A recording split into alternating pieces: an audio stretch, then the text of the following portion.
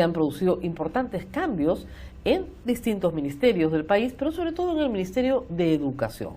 Y Del Wexler es el nuevo ministro, y hay alguna preocupación sobre lo que esto pueda significar para la SUNEDU, la Superintendencia Nacional de Educación Universitaria, dado que las universidades peruanas se encuentran en un proceso complejo de licenciamiento y acreditación. El ministro ha escrito anteriormente, antes de ser ministro, en el diario El Comercio, algunas preocupaciones y quejas contra este sistema nuevo que se está implementando en el país. La Universidad Católica ha pasado ya la etapa de licenciamiento, es una de las 15 universidades licenciadas en el Perú, pero faltan muchas más. Para hablar de ese proceso en el que se encuentra la Universidad Peruana en este momento, hemos invitado a Efraín González de Olarte, profesor y primer vicerrector de la universidad, para hablar justamente de la parte académica, que es su especialidad, es el vicerrector académico. Gracias, doctor, por estar con nosotros. Gracias, Rosa María. Bueno, ¿cómo, para que se hagan, digamos, una idea los alumnos, profesores, padres de familia, la comunidad universitaria en general y nuestros amigos de otras universidades, qué tan complejo fue el proceso de licenciamiento para la Universidad Católica? El proceso puede ser largo y puede ser pesado.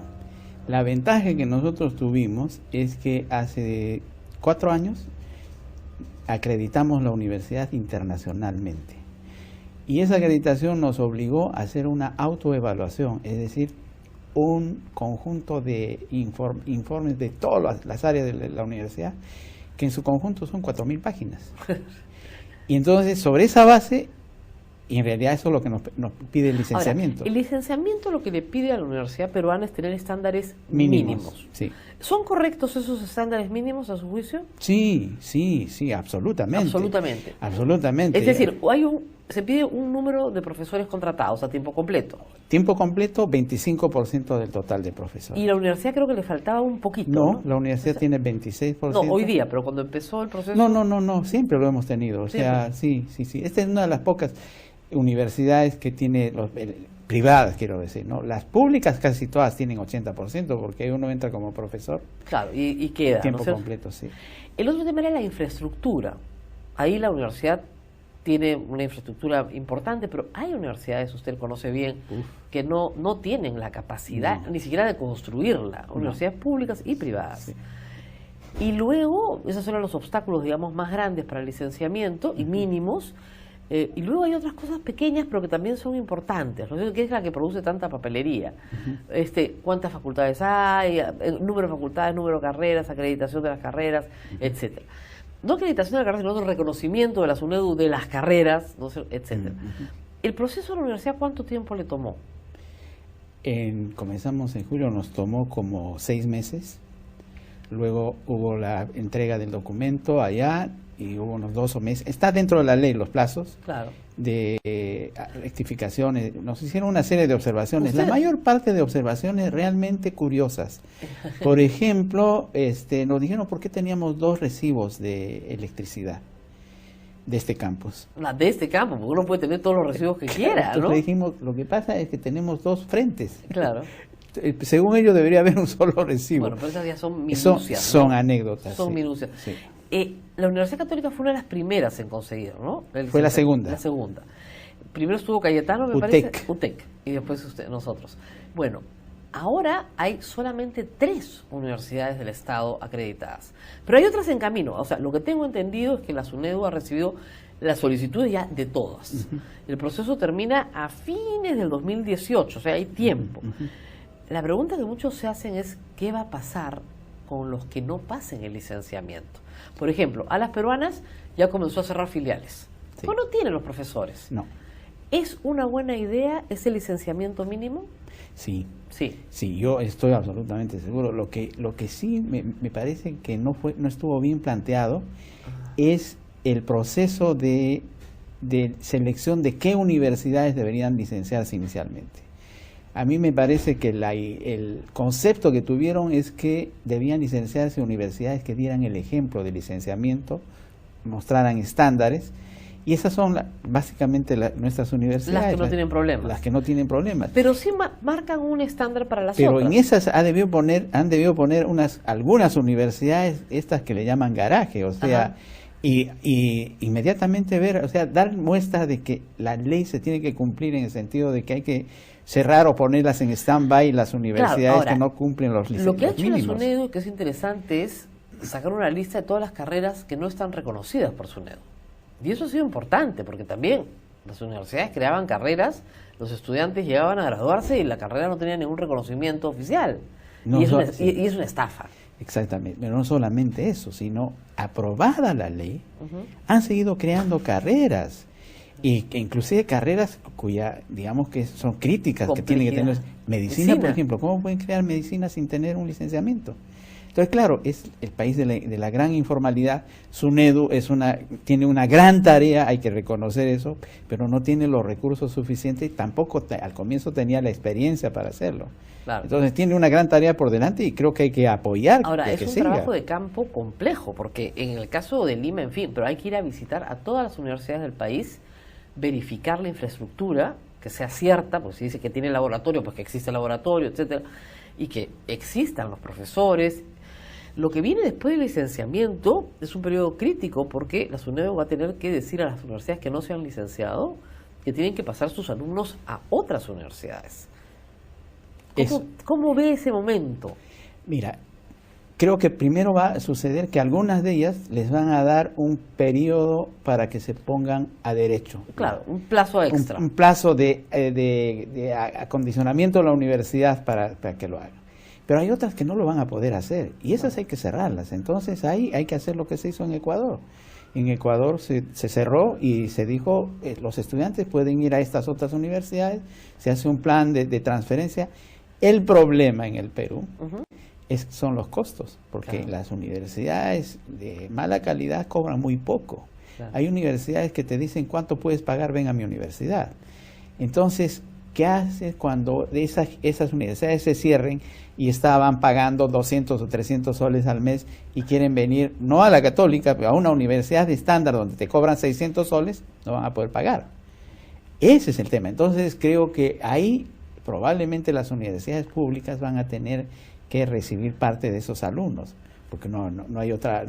Ahora, entrar a una universidad pública, a San Marcos, a la UNI, a la Agraria, cualquiera, es muy difícil. O sea, el ingreso es muy selectivo, porque no tienen muy buenos estudiantes. Sí. Porque, a diferencia de nosotros que ya no tenemos examen de contenidos, mi época hacía, y postulábamos en nuestra época 10-1, ahora es más fácil entrar a la Universidad Católica, en realidad. No tanto. Tiene sus obstáculos, pero... No tanto. Pero el examen de conocimientos ya prácticamente no existe. En cambio, en San Marcos sí. Entonces, ¿cómo haces para recoger alumnos que no han pasado por ese filtro? Bueno, pero ese es un tema técnico importante. O sea, a mí no me parece que no tomar los exámenes de contenido sea un pecado. Nos interesa tener más bien estudiantes con criterio, con inteligencia, con capacidad, y eso es lo que hacemos nosotros acá. Pero es verdad que en las universidades públicas, en la UNI es 25-1, San Marcos 20-1. Y la razón de esto es que hace años que no aumentan su presupuesto. Entonces ellos no pueden aumentar el número de alumnos. Claro. Ese es un drama, porque hay una demanda. Una gran demanda. O sea, la educación universitaria es demandada por los padres y los alumnos, y sobre todo por los padres en una generación que no tienen esa educación universitaria. Es decir, el anhelo de todo padre es que su hijo tenga una educación universitaria, ¿no?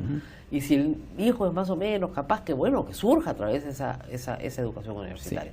Ahora, yo muchas veces he dicho, y no sé si he sido dura, que para muchas universidades del Perú esa verdad es una estafa.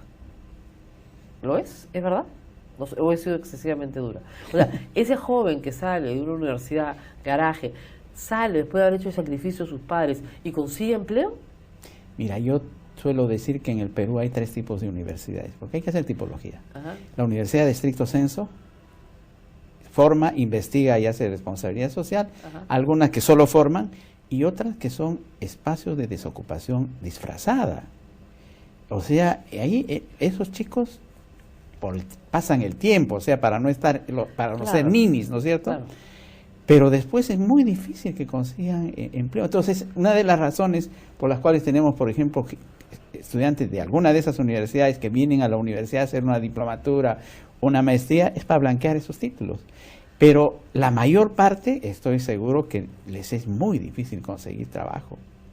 Porque las capacidades que tienen no son las que necesitan las empresas, el Estado o cualquiera. Entonces, la reforma es válida. La reforma tiene que seguir adelante. Tiene que seguir. Y luego viene este proceso de acreditación, que es un proceso que ya hace cada universidad por sí misma y se acredita internacionalmente, con acreditadores internacionales, etcétera. En ese proceso la Católica ya avanzó. Sí, muchísimo. La acreditación en realidad la busca de la calidad. Claro. Y nuestra acreditación es internacional porque queremos tener, digamos, talla internacional. Lamentablemente la ley inicialmente pedía que fuera obligatoria, pero terminó siendo optativa la acreditación. Por el momento lo hace CINEACE, pero la acreditación en la universidad tenemos varias acreditaciones. O sea, la acreditación institucional, por ejemplo. La universidad ha acreditado los 3 niveles de acreditación, toda la universidad. Formación, pre y posgrado, investigación y gestión de la universidad. ¿Eso qué quiere decir para el padre de familia? Eso quiere decir que esta universidad tiene los estándares internacionales muy, digamos, elevados. Segundo, que es una universidad sostenible, es decir, que es una universidad que no va a cerrar. Además, que es una universidad que tiene proyección. Porque en estas acreditaciones lo que más nos interesa a nosotros es decir qué es lo que está fallando en la universidad, claro, qué es lo que hay que mejorar. Encontrar los defectos. Exacto. Entonces, por ejemplo, aparte de esta acreditación institucional, hemos acreditado todas las ingenierías. Todas las ingenierías con ABET, que es una acreditadora americana. Ya. Esas, ¿Y ese reconocimiento después se hace ante el CINEACE también? ¿O el CINEACE solamente? No, ahora el CINEACE lo reconoce automáticamente. Automáticamente. Sí, a todas las acreditaciones internacionales de las acreditadoras reconocidas por CINEACE. Lógico, ¿no? O sea, en la lista. CINDA, ABET, todas las que nos han acreditado están incorporadas en la lista de CINEACE. ¿Y esos acreditadores vienen al Perú, se instalan en la universidad? ¿Es un trabajo lento, complejo, tan complejo como el licenciamiento? Sí. Cada carrera que quiera licenciarse tiene que hacer una autoevaluación. Y para eso hay un protocolo enorme, ¿no? Formatos y todo. Exacto. Entonces, además que tienen que consultar a profesores, alumnos, los egresados, los trabajadores, para ver cómo está la carrera. Una vez que se hace la autoevaluación, se discute con las autoridades acá, se ve y luego se plantea un plan de mejoras. ¿Suelen ser críticas las autoevaluaciones realmente? Sí, pero ahora te cuento. O sea, con esa autoevaluación, que creo que es crítica, porque esto es una especie de examen de conciencia de la calidad. ¿Y se hace a conciencia, digamos? Sí, se hace a conciencia porque hay, ¿cómo puedo decir? Pues hay distintos puntos de vista en cada facultad que siempre están encontrados, entonces... Es lo normal. Exacto. O sea, yo creo que eso es muy bueno tener, digamos, mecanismos democráticos de participación. Eso viene, entonces, una vez que se presenta eso, se pide que vengan los pares. Entonces viene una comisión de pares especialistas de distintos... ¿De otras universidades o de otras partes del mundo? De otras partes del mundo, no vienen del Perú, o sea, vienen de otras partes del mundo, de universidades que se estima que van de las carreras que van a...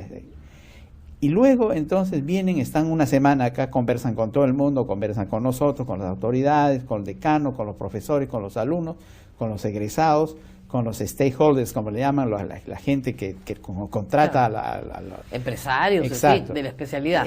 Se hace bien eso. Y entonces, después de un tiempo, emiten su informe, vienen y nos los dicen.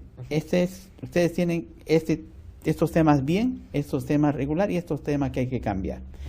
En ingenierías, por ejemplo, todo muy bien, estándares académicos mejores que los de Estados Unidos, porque aquí hacen 5 años, allá 4. Pero los chicos no tienen capacidades de comunicación, de liderazgo, etcétera. O sea, no tienen las competencias. Los hacen estudiar demasiada matemática. Claro. Entonces nos criticaron eso. Dicen, bueno, los chicos son muy buenos, pero no saben comunicar, no saben liderar, etcétera. O sea, lo que se llaman los soft skills, o sea, las competencias blandas. Ya, claro. Entonces, eso nos ha ayudado a comenzar a corregir los planes, comenzar a ver cómo se hace para que... Entonces va a haber un curso de poesía en ciencias. Hay argumentación, ¿no? En ciencias hemos cambiado la de ciencias Va a haber un curso de... Tenemos 15 créditos de humanidades y ciencias sociales. Muy bien. No, es que tiene que ser Tiene así. que ser así. Tiene que ser así. Yo pondría más, pero es que uno lucha contra sus matemáticas, contra Claro. su física, etcétera. Y después nos dijeron, les falta una buena biblioteca. Una biblioteca especializada, digamos, para ingeniería. Entonces tuvimos que construir, Que está preciosa, además. que ya no es una biblioteca, es un centro de Documentación y de encuentro, ¿no? encuentro, es un centro de trabajo académico. Exactamente. Entonces, Permite que los grupos se sienten claro, y trabajen. sí. Porque además es muy importante. Ahora Lima, y eso yo creo que en una universidad ese es un espacio muy bueno, Lima se ha vuelto una ciudad donde los alumnos vienen de todas partes de Así es, Lima. así es. Entonces, un trabajo en grupo fuera de la universidad Sí. implica un desplazamiento pues caótico para el grupo. En Sí. cambio, si se encuentran acá y trabajan acá, Sí. Y pueden con todas las facilidades tecnológicas, Exactamente. etcétera. Entonces, que eso es una. Y la otra, que nos dijeron, bueno, ustedes en ingeniería tienen muy buenos profesionales, pero les falta doctorados. Claro. Toda universidad, los ingenieros eran, No se como doctoran, maestros, pues. tenían maestría, Claro, como máximo. Claro, los más, no Y se entonces, la universidad tiene una política ahora, Ajá. antes de la ley, porque Ya. la ley te obliga a que Ahora los sí. principales tengan doctorado. Pero antes de la ley, una política de empujar a los profesores que hagan su maestría y doctorado, sobre todo en Derecho y en Ingeniería, son profesionales. Sí, A ellos pues, no les interesa tener yo una estudié, maestría. yo estudié una maestría en Derecho y en realidad es de un año nada más, Sí. porque en los Estados Unidos se ofrecen de un año, y cuando yo me fui a la universidad a hacerla afuera, recién se abrió la primera maestría de la universidad en el año 89. Claro. O sea, claro. no habían, porque son había. profesionales. Son profesionales, además en muchos casos no les interesa, o sea, Claro, no tiene mayor... no Ahora, tiene- ¿la universidad da algún incentivo? Ah, sí, claro, O sea, tenemos tenemos estudiamos gratis, creo que los profesores, ¿no? Mira, los profesores cuando van a hacer un doctorado reciben un permiso Ya. y entonces el esquema es muy, muy sencillo. 50% de su sueldo se le da como beca y 50% como préstamo. Perfecto. Si acaba en el tiempo que ha prometido, le condonamos el préstamo. Ah, bueno, es un buen incentivo. Así, entonces, ¿Y el doctorado lo puede seguir aquí mismo aquí o afuera. o afuera? Entonces, digamos, y también para la maestría, porque ahora en la universidad tenemos más de 100 profesores Ujú. principales Ajá. que no tienen maestría. Claro, y hay que hacer que tengan maestría. Claro, claro. Yo Entonces, tengo, pero me lo tiene que reconocer la SUNEDU y es un libro, de hecho, la sí, postilla, pero la esa es una postilla cuestión, allá. es una formalidad. Hay que Pero la hacerlo, idea hay que es que, que tengan, y no es porque cumplir la ley, sino porque ya hoy en día es en las maestrías donde tú adquieres tu especialidad. Entonces, usted podría decir que la ley en realidad ha sido un incentivo virtuoso Sí. para empujar a los profesores a sacar maestrías y doctorados. Sí. Que si no, no hubieran tenido el Sí. empuje que tienen Sí. ahora. Y además yo diría, con un poco de falsa modestia, que parte de la ley se ha inspirado en nuestra universidad. Esto, por ejemplo, les he mostrado que las universidades tienen que tener maestrías de doctorado y los estudios generales. Exactamente. ¿Vieron? Pero nosotros somos una experiencia única Sí. con San Marcos, ¿no es cierto? San Marcos no tiene No estudios estudios generales, solamente nosotros tenemos Santa eso. María creo que tiene. Claro. Pero pero es una experiencia exitosa. De mi punto de vista, lo más exitoso que tiene esta universidad. Así es, o sea, cuando uno pregunta a los egresados cuál fue el mejor momento de su vida, estudio general. Aún los chicos de ciencias que trabajan de 9 de la mañana a 9 de la noche, Cantoso, sí. o sea, aún ellos recuerdan que ese fue su mejor momento. ¿Por qué? Porque era libre, abertura, y te da una formación pues crítica, criteriosa, etcétera, ¿no? Entonces eso la ley lo ha retomado, y entonces pide 36 créditos de un año como mínimo de estudios generales. A tal punto que nosotros estamos asesorando a varias universidades ¿Ah, para sí, hacer también? cómo lo hacen, cómo lo hemos hecho, claro. El Instituto de Docencia Universitaria tiene esa labor. Bueno, eso es una labor de responsabilidad social estupenda. Absolutamente, absolutamente. O sea, nosotros creemos que tenemos una buena universidad que la debemos compartir y debemos apoyar. Por eso pues existe la Red Peruana de Universidades, que nosotros la lideramos, Ujú. y todas esas universidades están muy contentas tenemos una relación horizontal con ellos. Bueno, hay que decir que si hay universidades en todo el Perú que nos están escuchando, Sí. este programa se ve en todos lados, pueden llamar a nuestro vicerrector académico y que felices los atenderán en la Universidad Católica.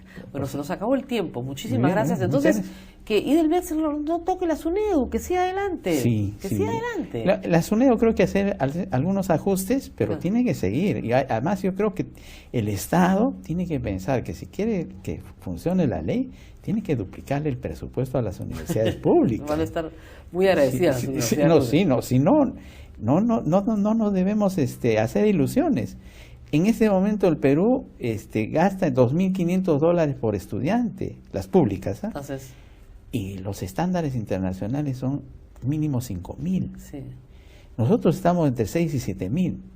Pero cuando, claro, uno ve a Sao Paulo, no tengo que ir al norte, tengo que ir a Sao Paulo, son $11.000 por alumno. Qué bárbaro. Pero claro, eso significa que tienes todos doctores, investigación, servicios, laboratorios, etc. Claro. O sea, si quieren realmente hacer una universidad de calidad, tenemos que pensar públicas y privadas, que tenemos que invertir más, tenemos que ver cómo hacemos para financiar la calidad. Gracias. Nosotros tenemos la bendición de tener rentas, porque Sí. somos una universidad que recibió un legado.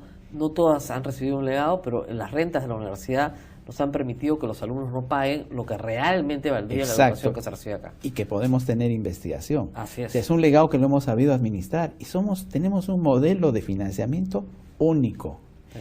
en toda América Latina. Bueno, muy bien, muchísimas gracias. Vamos a Gracias. invitar más seguido al vicerrector para que nos cuente más cosas, De acuerdo. pero que puedan servir de ejemplo para otras universidades que están pasando por el mismo proceso. Y al ministro, por supuesto, que conserve la SUNEDU y que siga adelante la reforma para el bien Sí. de todos los estudiantes.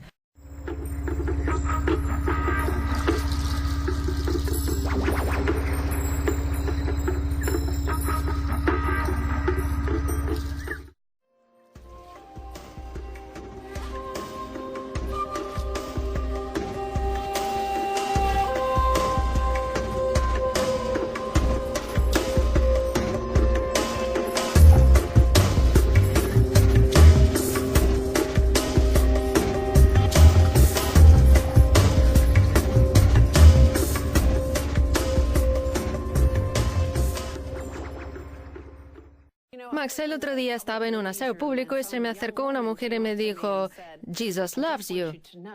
Y yo le dije, pues nuestro programa tiene un éxito arrollador en Latinoamérica. De hecho, nos doblan al español, así que mejoraría en pronunciar Jesús en castellano. Pues yo cada vez que oigo el nombre de Jesús me acuerdo de la película El Gran Lebowski Por supuesto, todos los hombres lo hacen. y del personaje de John Turturro. Ese es el Jesús al que rezo yo. Pues dicen que a lo mejor hacen una segunda parte. Se rumorea, sí, aunque a lo mejor solo es una cosa de la Super Bowl.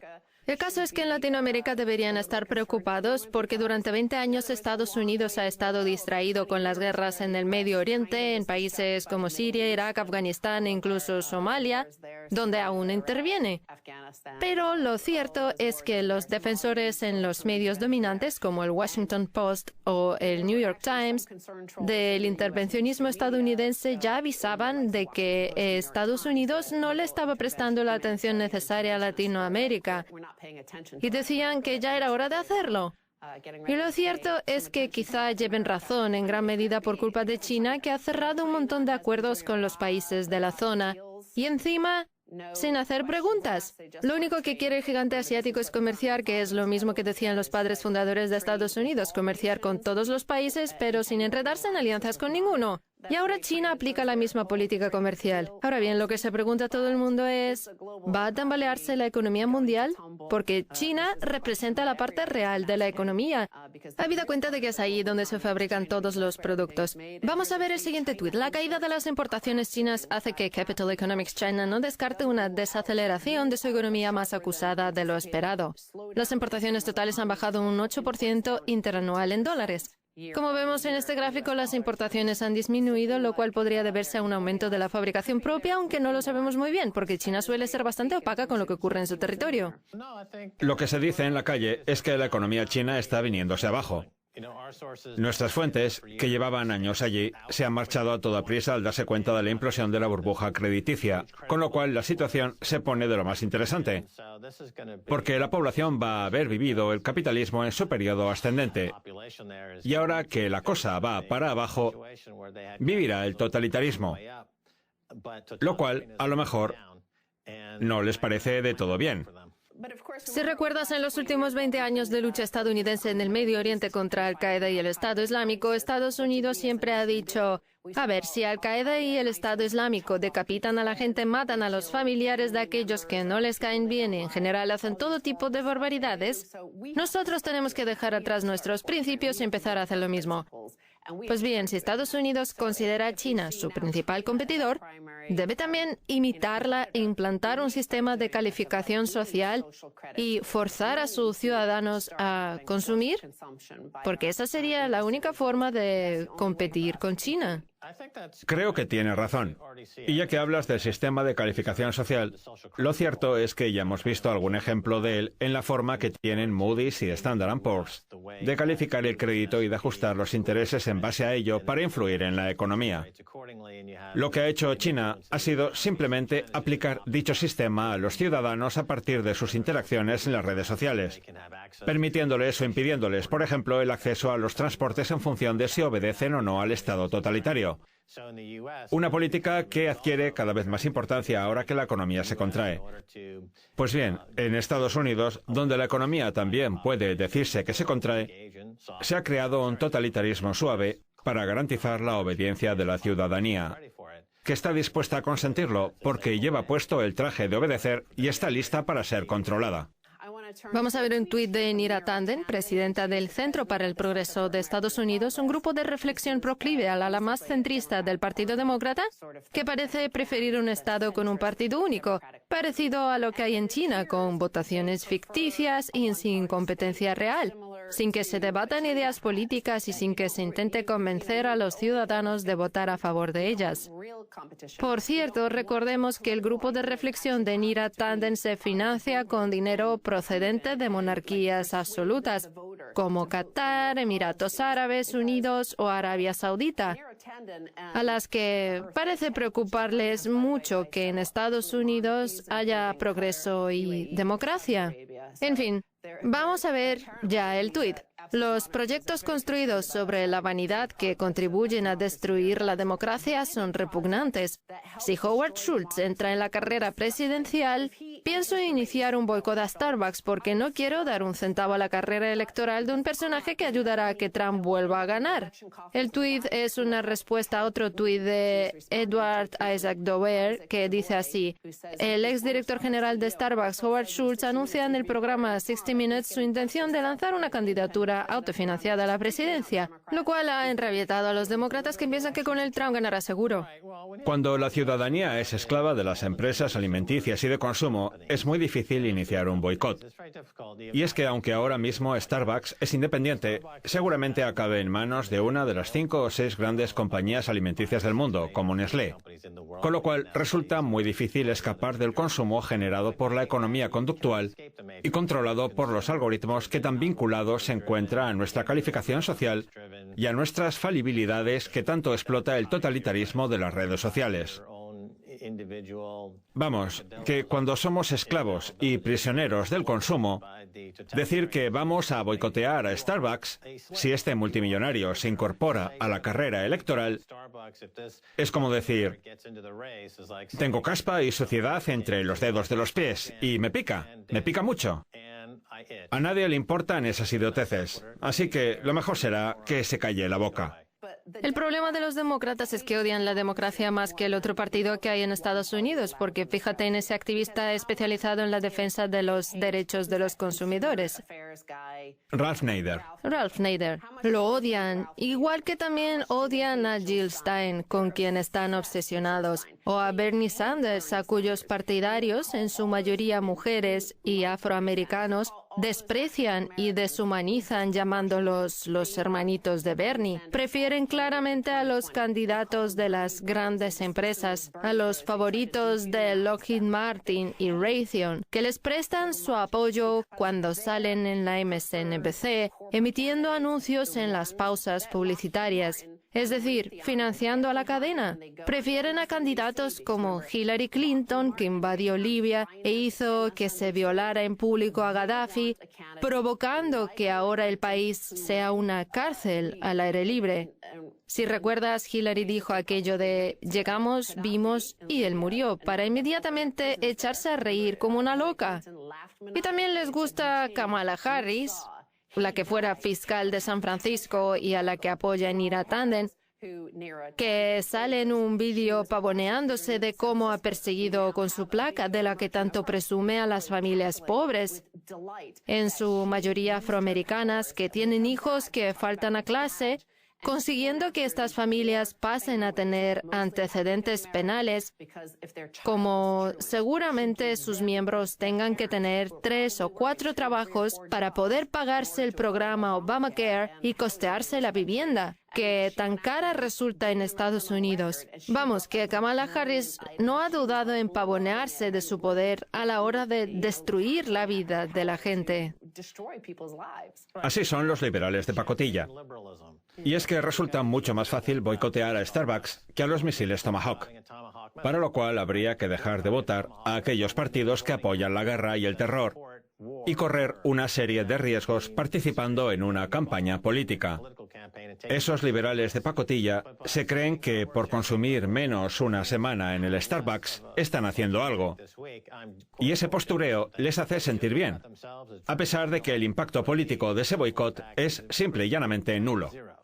Pero el hecho de que los demócratas se nieguen a que se cuestionen sus ideas es un grave problema. Se oponen a ello igual que también se oponen a los distritos electorales y a todo aquello que establecieron los padres fundadores de Estados Unidos para evitar la tiranía de las grandes ciudades situadas en el litoral.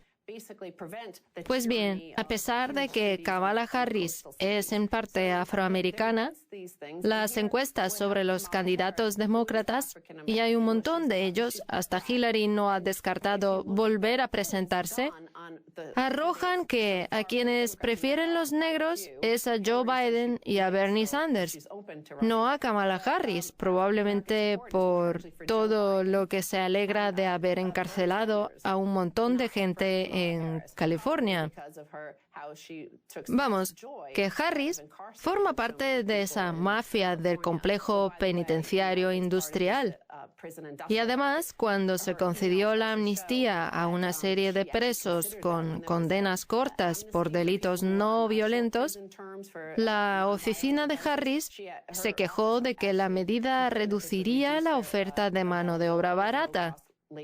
Eso por no hablar de lo que pasó con la investigación sobre el banco OneWest, dirigido por Steve Mnuchin, en la que la oficina de Harris, a pesar de haber encontrado al menos 1.000 incumplimientos de la legislación federal y estatal en materia hipotecaria, se negó a procesar a Mnuchin y a la entidad. Es interesante eso que dices de que los demócratas son intolerantes a la diversidad de opinión. Sí. En cambio, cuando se presentan a las elecciones, no se centran en las cuestiones que les aportarían coherencia, sino que tienden a dividir su ideología entre varias campañas, lo que hace que se acaben perdiendo.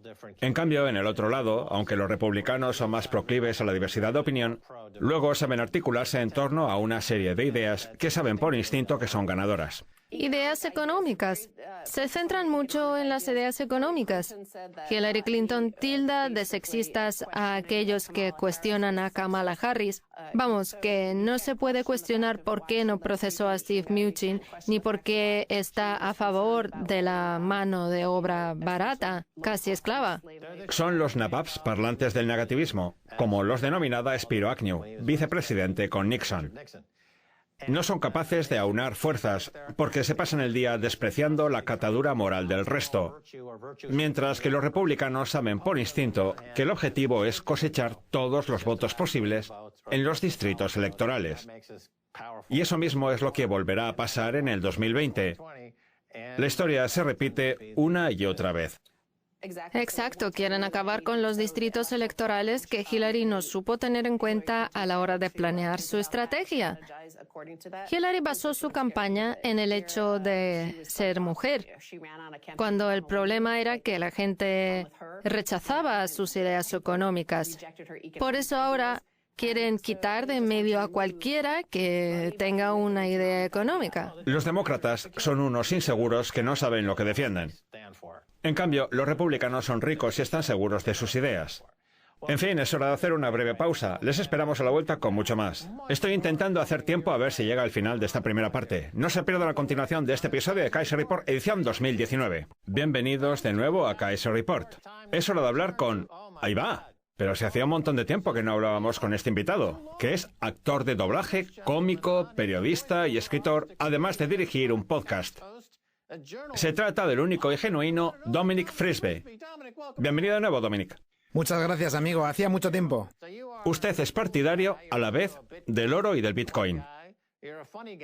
Lo soy. O sea, un tipo peculiar. Vamos a hablar primero del oro. ¿Cuál es el porqué de sus halagüeñas perspectivas para el 2019? Con el oro suele pasar que primero sube y luego se le buscan explicaciones a esa subida. Aunque yo creo que el optimismo se debe a varias razones. Una de ellas es todo el tiempo que lleva estancado o a la baja. En cambio, ahora ha subido unos $140 desde los 1.160 hasta el nivel de los 1.300. Vamos, que el mercado nos debía ese ascenso. Además, tenemos otros problemas, como el del mercado bursátil, que en el último trimestre del 2018 estuvo un poco agitado. Y a la pregunta de dónde invertir nuestro dinero, creo que en el oro puede ser una buena respuesta. Sí, usted dice que a veces los mercados suben sin que nadie se dé cuenta. Sí. Y eso es lo que da lugar a una tendencia alcista. Cuando finalizó en septiembre del 2011 la gran tendencia alcista en el mercado del oro, yo estaba firmemente convencido de que los días del dólar estaban contados y de que el dinero fiat se iba a venir abajo. Vamos, que tenía una especie de creencia casi religiosa a favor del oro y en contra del dinero fiat. Una creencia que ahora ha mutado a favor del Bitcoin, que el año pasado atravesó un periodo de locura especulativa y que ahora se encuentra en una etapa a la baja o de consolidación, como la queramos llamar. Ahora bien, yo sigo creyendo que en un momento dado el precio del oro se disparará hasta niveles insospechados del orden de los 5.000 o los 10.000 dólares, hasta el punto de que Estados Unidos podría saldar su deuda con su oro, como ya hizo en 1980, cuando el metal alcanzó esas cotas. Sin embargo, no creo que ese aumento espectacular haya empezado todavía. En mi opinión, lo que tenemos ahora es una pequeña y saludable tendencia al alza y no el fin del dinero fiat. Ya que habla del Bitcoin, la ampliación de las sanciones a más países por parte de Estados Unidos y el empleo como arma del sistema SWIFT son dos muestras del desmoronamiento del imperio estadounidense, por lo que el Bitcoin podría erigirse como moneda de pago del comercio mundial. ¿Qué opina usted al respecto? El otro día estuve analizando la capacidad de expansión del Bitcoin frente a la de las divisas de algunos países, teniendo en cuenta que las divisas están limitadas por las fronteras de su nación. Pues bien, he llegado a la conclusión de que, si bien esas divisas no van a venirse abajo, sí que es cierto que la economía digital se ha vuelto más grande que la analógica, hasta el punto de que empresas como Facebook, Apple, Amazon o Google han eclipsado a otras como Walmart. Hasta puede decirse que Netflix ha eclipsado a Disney en términos de capitalización de mercado y de previsión de crecimiento para el futuro. ¿Y eso por qué? Porque las empresas digitales pueden expandirse mucho más. Por ejemplo, basta con crear una sola aplicación y subirla a Internet para que luego los usuarios puedan descargársela millones o miles de millones de veces. En cambio, si se fabrica un automóvil, hay que lidiar con los problemas logísticos que conlleva la construcción de miles de unidades, su envío a otros lugares, la apertura de fábricas, etc. Por tanto, la tecnología digital ofrece una capacidad de expansión de la que el mundo análogo carece. Y en el caso del Bitcoin, esa capacidad de expansión viene de la enorme proporción de ciudadanos que hay en el mundo sin acceso a los bancos, casi la mitad del total, entre 2.000 y 3.000 millones de personas. Sin embargo, esas personas ya están adquiriendo su primer smartphone. De hecho, creo que según Sony Ericsson, en el 2029, 6.000 de los 7.000 millones de seres humanos que habitan el planeta tendrán un smartphone. ¿Y cómo van a incorporarse al mundo de las finanzas? Pues curiosamente, no gracias a los bancos, sino a Internet, al 4G y al 5G. Vamos, que para esas personas resulta mucho más fácil empezar a participar en la economía digital con las criptodivisas que con la banca tradicional. Yo creo que es ahí donde está el crecimiento. Las divisas sin fronteras y el dinero digital online tienen una capacidad de expansión mucho mayor. lo cual no implica que el dólar o el euro vayan a desaparecer, sino que las primeras van a crecer un montón. Será algo así como comparar Facebook con un periódico de los años 90. Pues hay un territorio en el que eso ya es una realidad. Sí. Me refiero a África, a países como Kenia o Botsuana, cuyos ciudadanos ya han empezado a realizar pagos a través del móvil con unas criptodivisas y divisas digitales que están experimentando un auge espectacular. En cambio, en el Reino Unido y Estados Unidos, como el sistema tradicional está tan arraigado, lo más probable es que ese proceso no sea tan rápido porque hay que proteger a la vieja guardia. Ahora bien, el genio ya ha salido de la lámpara y está poniendo a prueba a todo el sistema. El 2017 fue una locura especulativa, una burbuja a la antigua usanza. Ahora bien, esas burbujas siempre esconden una dosis de verdad detrás.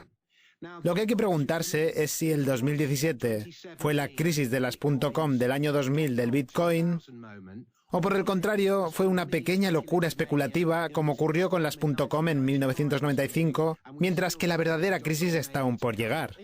Pues ese va a ser el gran debate de este 2019. En fin, cambiamos de tema.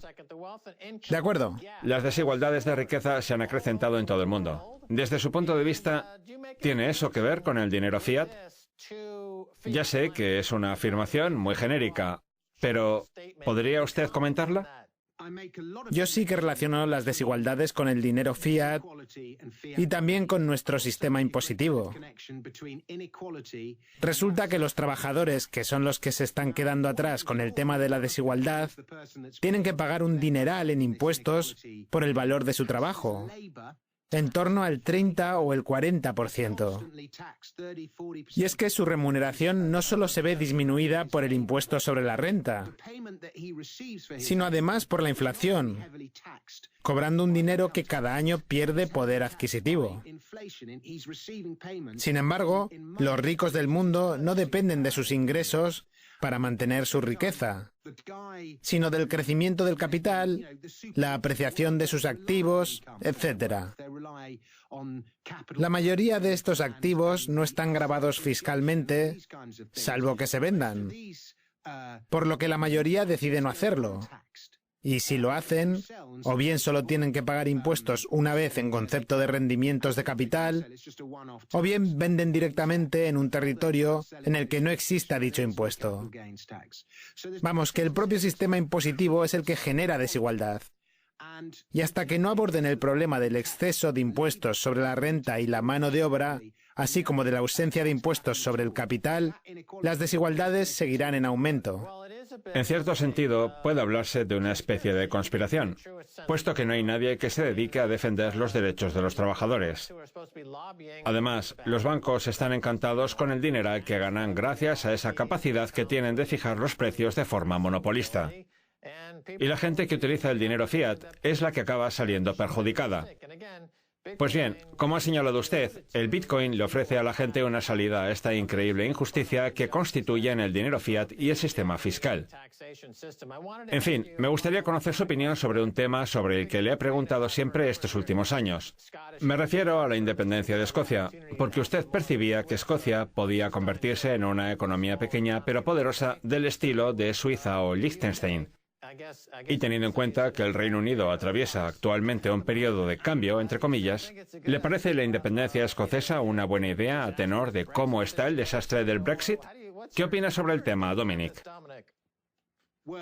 A ver, ya sabe usted que usted y yo no coincidimos en el tema del Brexit. Yo creo que se trata de una magnífica oportunidad para el Reino Unido y que el resultado del referéndum fue una forma de mandar a paseo a la Unión Europea y de poner de manifiesto la incompetencia de nuestra clase política y la ineficacia de nuestro sistema político. El Reino Unido se ha convertido casi en líder a nivel mundial, en tanto en cuanto el modelo de Estado-nación se está viniendo abajo. Y cuando lo haga, también lo harán sus divisas. Respeto su opinión, que para eso es el invitado. Pero bueno, profundizando en la cuestión de Escocia y de Irlanda del Norte, Escocia se planteó en un momento dado celebrar un nuevo referéndum. ¿Tiene pensado hacerlo? ¿Puede convertirse Escocia en una especie de Liechtenstein o de Suiza? Y en lo que respecta a Irlanda del Norte, Una de las cosas sobre las que se está debatiendo ahora mismo es sobre una posible reunificación con la República de Irlanda para poder seguir beneficiándose de pertenecer a la Unión Europea, lo cual resultaría una auténtica bofetada para el Reino Unido, Dominic. El Reino Unido siempre ha sido un modelo bastante artificial. Yo siempre he sido defensor de lo que vino a denominarse la heptarquía anglosajona, que es lo que teníamos antes de que nos invadiera Guillermo el Conquistador, y que estaba formada, entre otros, por el reino de Essex, el de Cornualles, el de Kent, el de Mercia, etc. Mire, a día de hoy Londres no tiene nada que ver con el resto del Reino Unido. Es casi como si tuviera que independizarse del resto del país. En cambio, en el caso de Escocia, sus ciudadanos optaron por permanecer en el Reino Unido con un resultado que acabó siendo bastante convincente. Creo que el 56% frente al 44%, no recuerdo la cifra exacta. Ahora bien, dicho esto, los escoceses estaban a favor de permanecer también en la Unión Europea, por lo que si el Reino Unido la abandona y se le diera a Escocia la oportunidad de unirse a ella como un Estado independiente del resto del Reino Unido, cosa que implicaría una serie de complejos trámites a la hora de organizar el referéndum, seguramente el sentido del voto sería otro. Eso sí, yo creo que lo mejor para Escocia sería independizarse del Reino Unido, pero sin entrar en la Unión Europea, porque soy de la opinión de que los países pequeños son muchísimo más eficaces. De hecho, si analizamos las rentas per cápita de cada país, resulta que las más elevadas corresponden siempre a países pequeños como Hong Kong, Qatar o Noruega, con poblaciones del orden de los 4 o 5 millones de habitantes. Y todas ellas o bien son núcleos financieros o bien tienen petróleo. Pues bien, Escocia reúne ambas condiciones. Una larga y maravillosa tradición financiera, casi puede decirse que la banca se inventó allí, aunque no fue así, pero ya sabe a qué me refiero, y... Conviene apuntar que es usted británico. En fin, Dominic, tenemos que irnos. No sin antes reconocer que me ha convencido usted. Así que, nada, me traslado a Glasgow. Gracias por haber estado en Kaiser Report. Cuando quiera, Max. Muy bien, esto es todo por hoy en Kaiser Report. Somos Max Kaiser y Stacey Herbert. Quiero dar las gracias a nuestro invitado, el maravilloso Dominic Frisby, autor de Bitcoin, el futuro del dinero, un libro estupendo que podrán encontrar en Amazon. Ahí está. Seguro que me paga con un sándwich de bacon y huevo por haberlo dicho. 5 peniques. 5 peniques, nada más y nada menos que 5 peniques que cuando se haga efectivo el Brexit ya no valdrán nada. En fin, hasta